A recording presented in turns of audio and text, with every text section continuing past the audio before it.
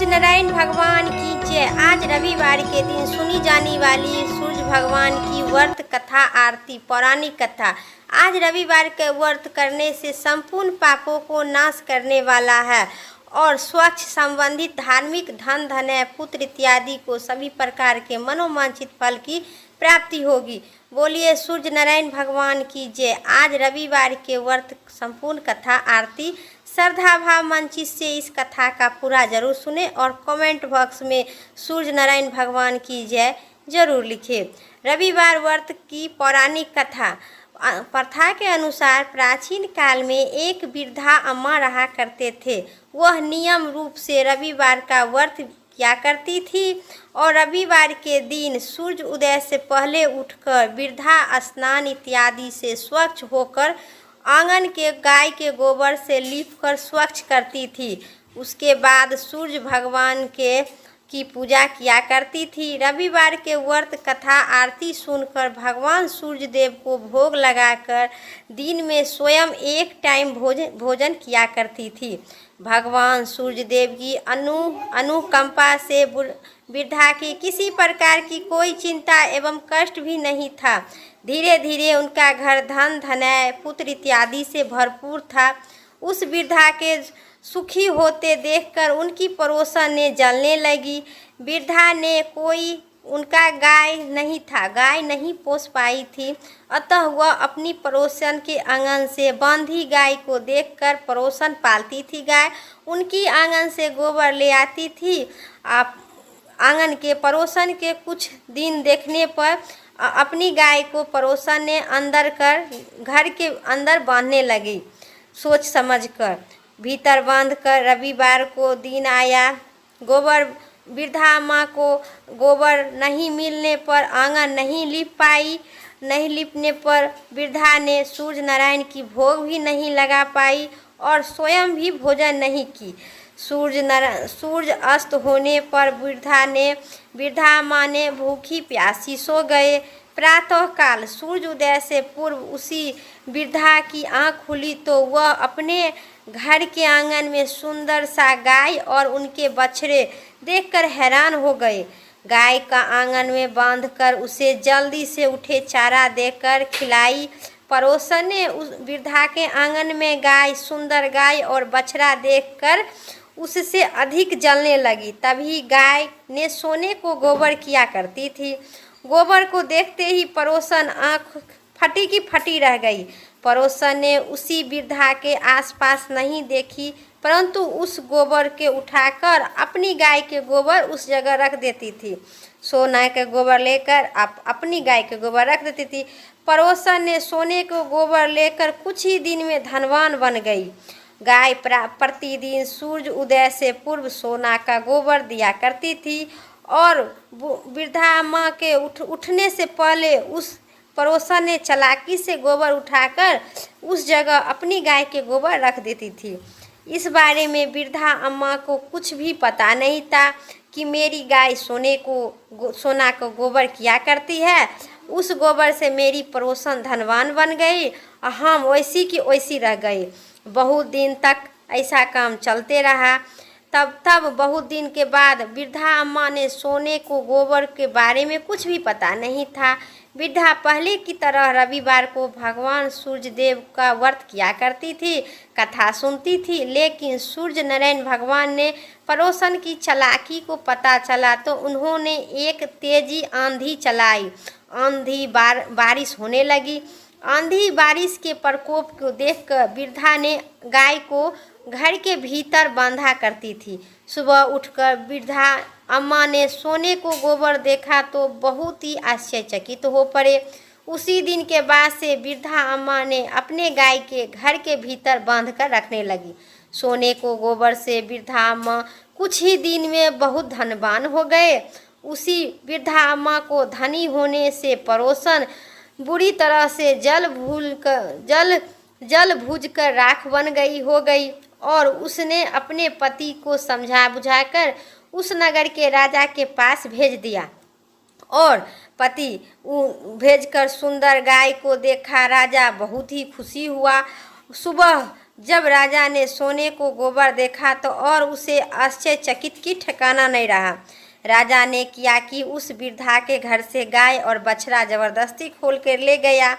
उधर सूर्य नारायण ने भूखी प्यासी वृद्धा को प्रार्थना करते रही।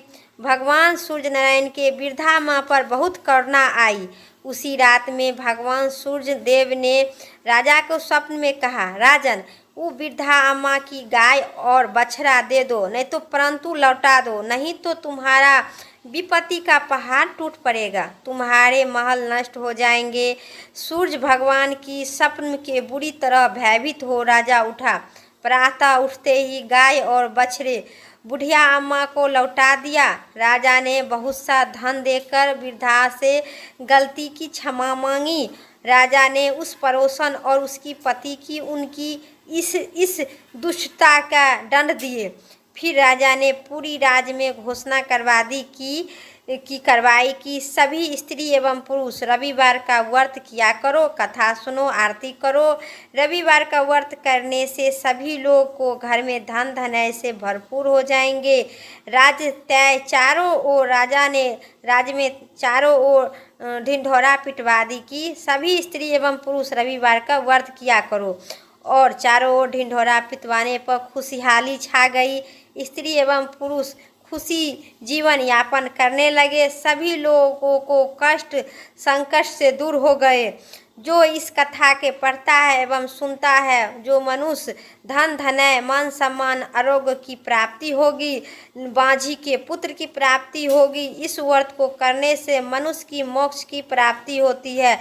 बोलिए सूर्य देव भगवान की जय। दिनकर भगवान सूर्य भगवान, ओ जय दिनकरी भगवान। जगति की नेत्री स्वरूपा, तुम ही हो त्रिगुण स्वरूपा, धरत सभी ध्यान।